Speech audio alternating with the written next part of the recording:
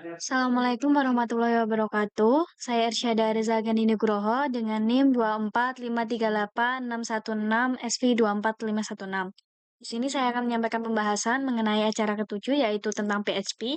PHP sendiri merupakan bahasa pemrograman scripting yang disisipkan di dalam kode HTML untuk membuat halaman web yang dinamis dan interaktif. PHP sendiri membutuhkan web server untuk memproses file-file PHP dan mengirimkan hasilnya kepada pengguna melalui browser. Web server yang paling umum digunakan adalah Apache, sedangkan MySQL itu digunakan sebagai database server untuk menyimpan data pengguna. Agar instalasi dan konfigurasi antara Apache MySQL dan PHP menjadi lebih mudah, itu digunakan suatu paket aplikasi terintegrasi bernama XM. Nah, dalam PHP itu, tag PHP di dalam HTML itu ditandai dengan tanda ini dan diakhiri dengan tanda ini. Nah, setiap perintah dalam PHP itu diakhiri dengan tanda titik koma atau semikolon. Nah, di sini ini ada contoh penggunaan PHP. Terus di sini ada komen. Komen di sini itu adalah suatu teks yang dia akan diabaikan atau tidak akan diolah oleh program tersebut. Jadi di PHP itu komen diawali atau dideklarasikan dengan menggunakan slash, double slash atau slash bintang untuk satu blok komen atau multiple komen. Terus di sini terdapat variabel. Variabel pada PHP itu diawali dengan tanda dolar dan karakter pertama itu merupakan huruf atau underscore, tidak bisa angka. Karakter yang dapat digunakan sebagai nama variabel adalah alfanumerik dari A sampai Z, mau kapital atau tidak, dan nomor 0 sampai 9.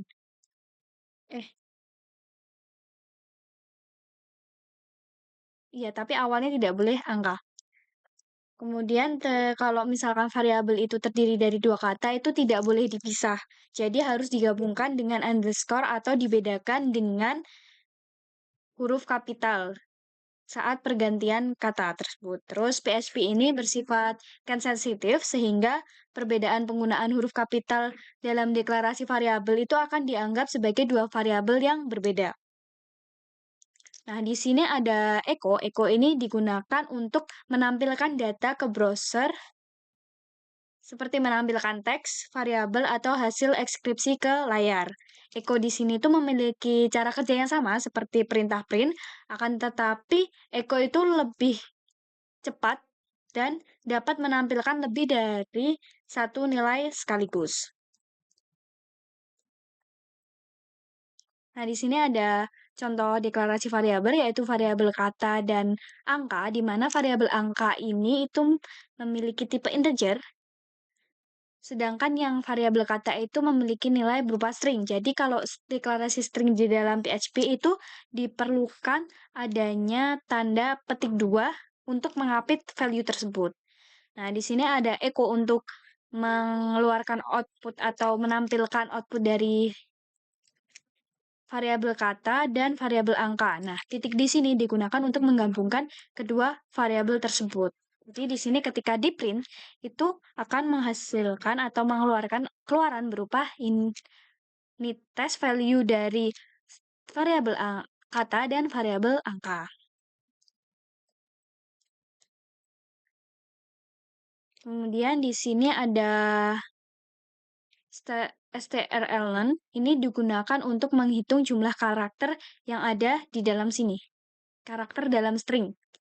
Jadi di sini ada teks halo semuanya, tanda seru.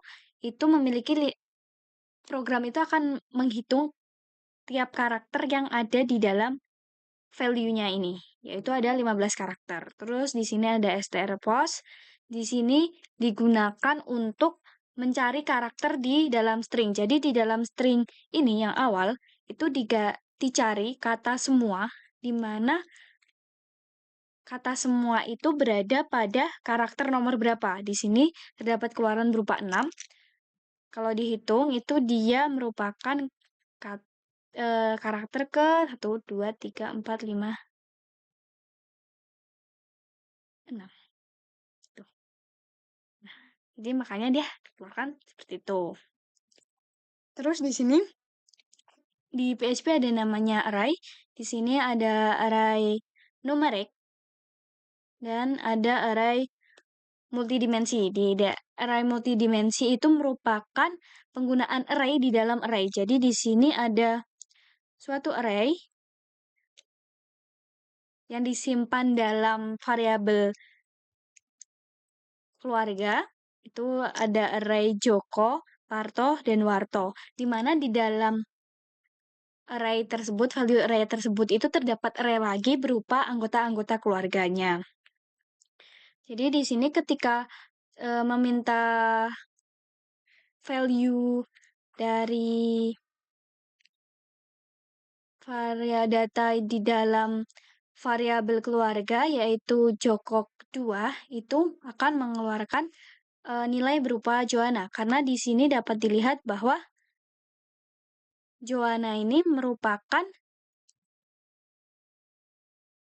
anggota kedua dari anggota pada urutan kedua yang dipanggil di sini karena perhitungan di sini itu dimulai dari angka 0 bukan angka 1. Itu. Terus di sini ada penggunaan satu kondisi yaitu if else yang digunakan untuk mengecek